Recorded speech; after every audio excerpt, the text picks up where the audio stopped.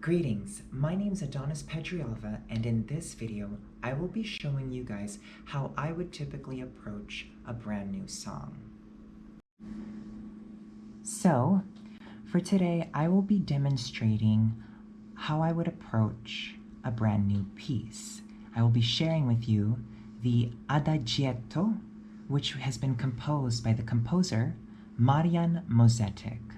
Marian is a Canadian composer. He is still alive.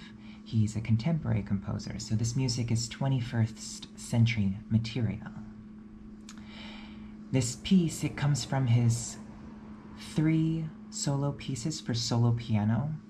There are 3 movements. This is the 2nd movement. So, how I would begin approaching this is first, I would take a look at the key signature that we are in.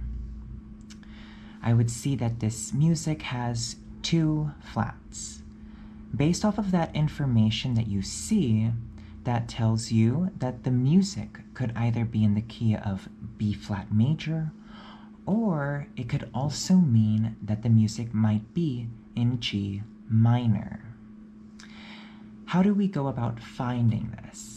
Well, what I would normally do is just do a brief scan of what we have available.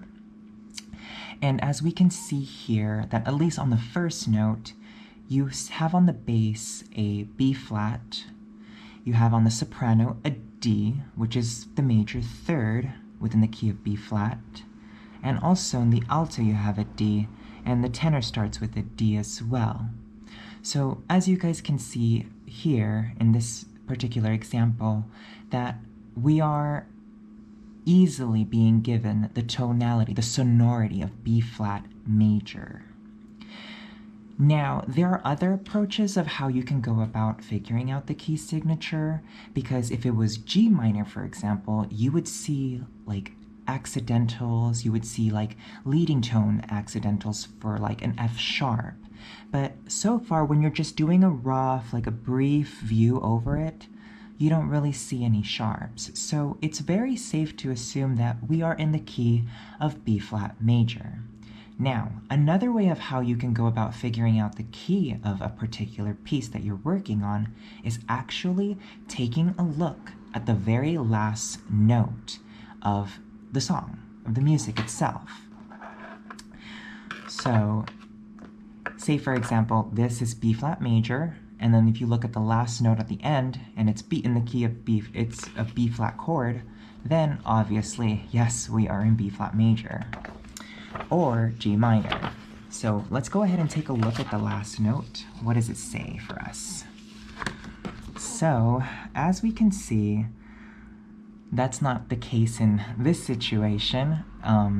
This is not the best example since this music is 21st century material, and the music actually modulates, and it actually goes into the key of C minor and ends with a Picardy 3rd in first inversion, which is demonstrated by the bass note being an E natural, and you know, the constant pulse on the top, and the treble a pulse of a C.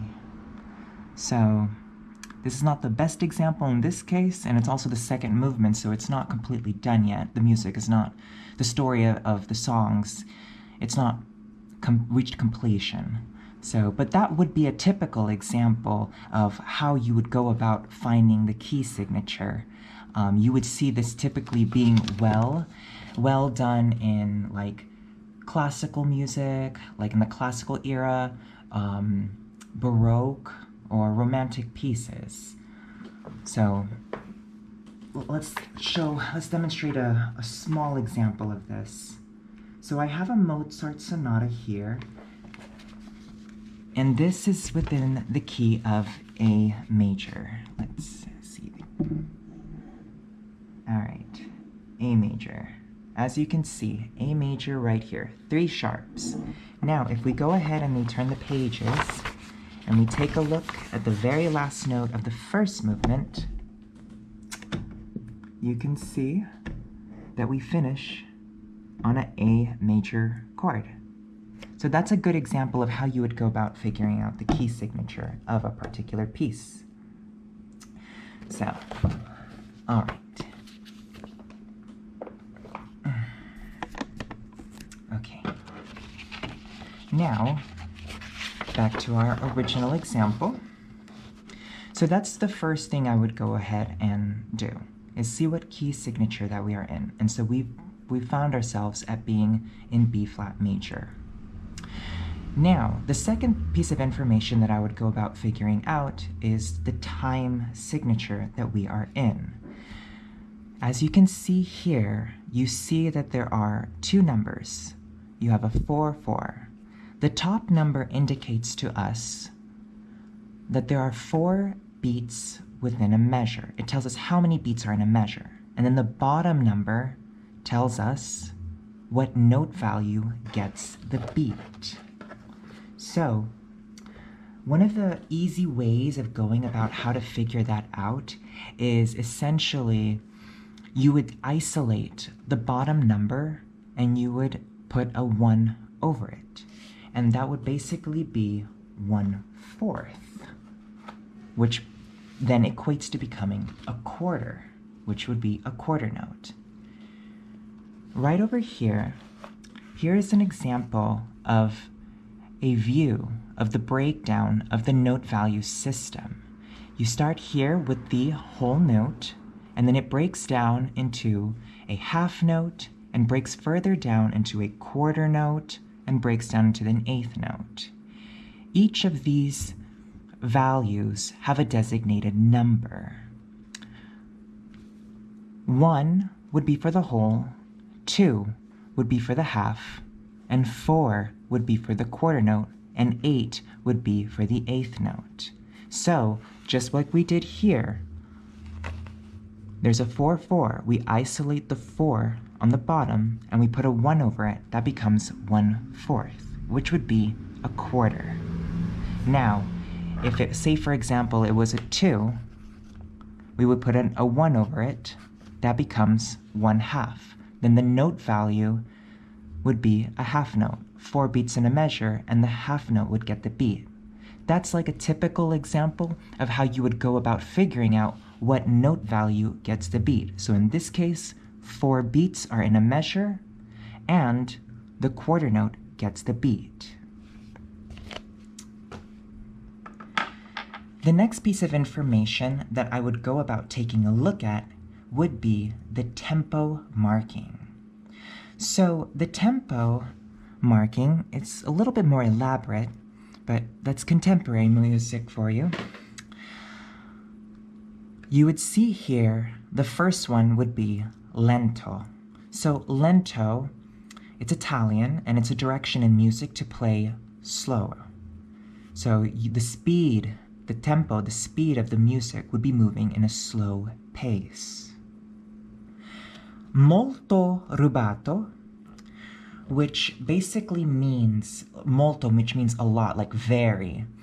Rubato means to give or take, to push and pull, and you have a flexibility with the speed. So as you're not playing so metronomic, not so much on time, there's a lot of liberty that you are being given by the composer to give more emphasis on certain notes, depending on how you choose to interpret the music, because sometimes you may want to shorten on this melodic passage here. You may want to start off by going a little bit faster and then slowly taking the tempo down.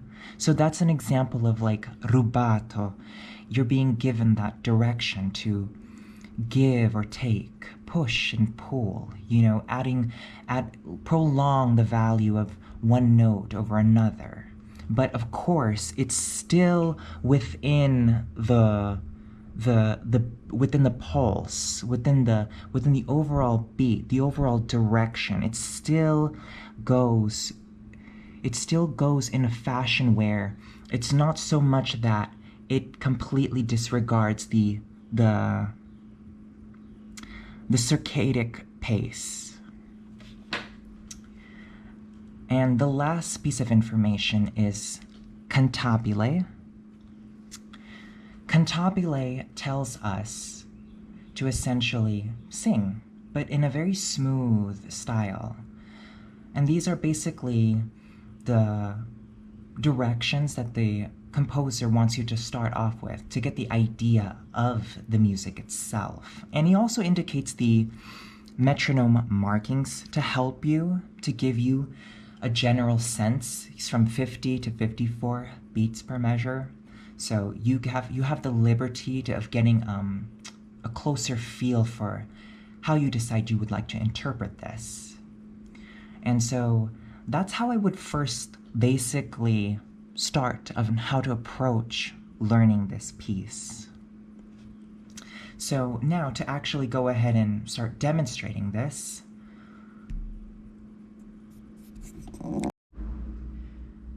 Okay, so to begin demonstrating this, the next piece of information that you would take a look at would be the dynamics. The dynamics tell us essentially the volume at which we are going to be playing, creating the notes at. Like, is it going to be soft? Is it going to be loud? That's what the dynamics tell us.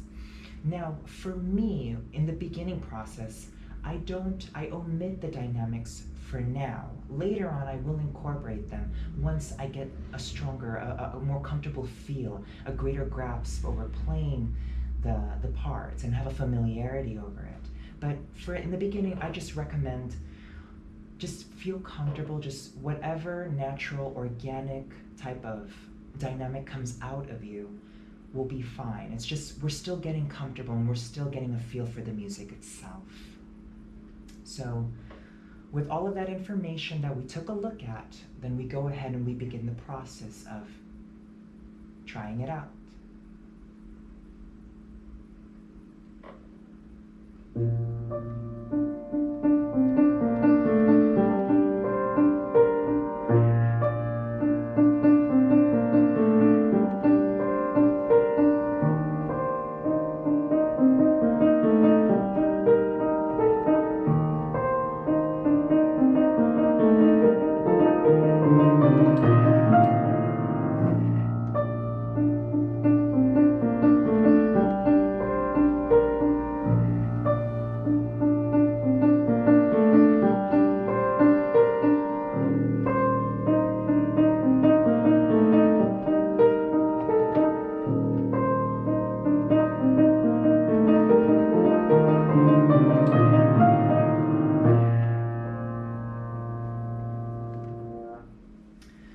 Okay, so that was a pretty good idea of like a good start of how I want to approach this and how I wanted to feel it out. As you can see, if you heard and you listened carefully, I added my own like rubato towards it, and to essentially demonstrate that and explain that further, with the rubato, I took my time where I sped things up and then I prolonged the other areas of the passages. So essentially, if you decide to go slow here, then you would speed up here. Or if you decide to speed up here, then you would go slower here, because as a whole, it creates that, the tempo, the value, the circadic pace, that underlying value still stays constant. And so that's what creates that feeling for the rubato, as was described earlier. Another thing that I want to also bring about is the relationship between the voices. Now, this music, it's like a choir essentially. You do have all four parts, all four of the voices with the soprano, alto, tenor, and bass. The majority of like the melodic direction is mostly given towards the tenor on this descending line, and funny to notice it's actually a G minor scale, but descending. So a G minor scale, but in the tenor line you have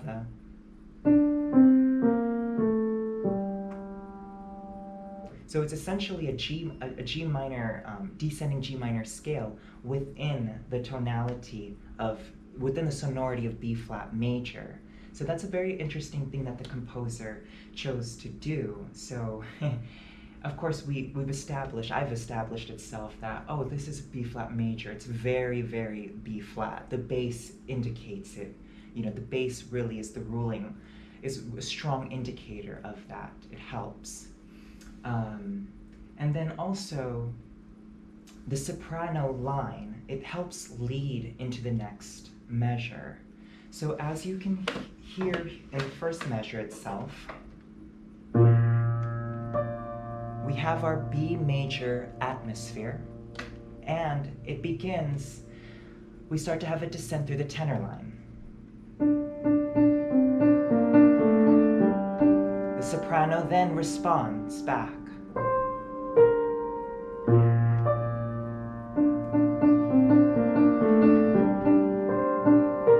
The bass changes the atmosphere.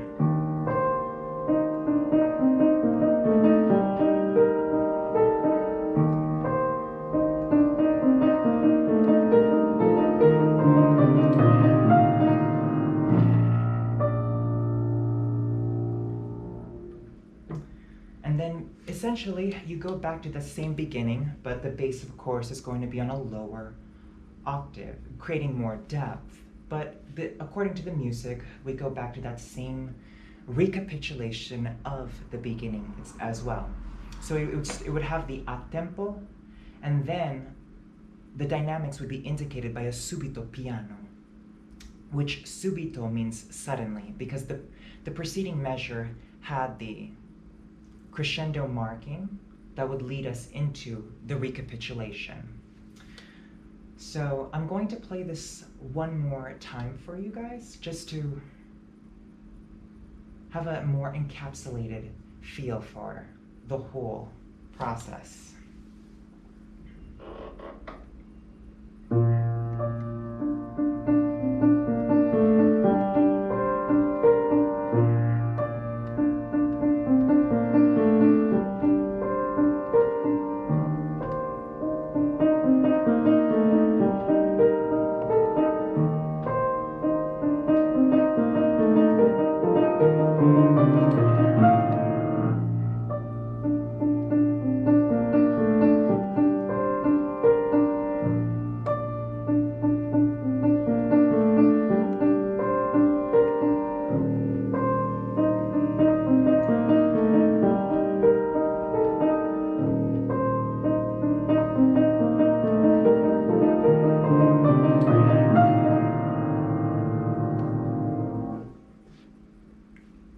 And then after that, we have new material, because the music is going to go ahead and continue to keep further developing.